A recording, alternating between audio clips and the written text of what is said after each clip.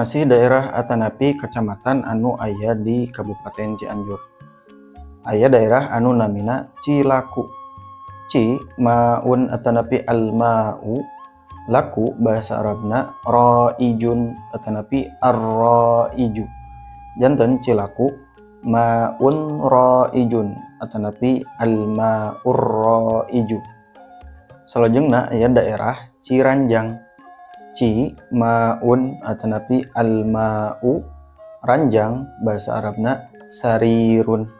Janten Ciranjang upami di bahasa Arabkeun ma'us sariri.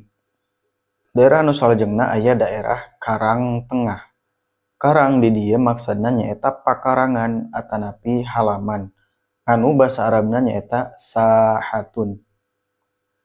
Tengah bahasa Arabna tiasa awsatu, upami mudzakkar, upami muannas nyebatna wusto.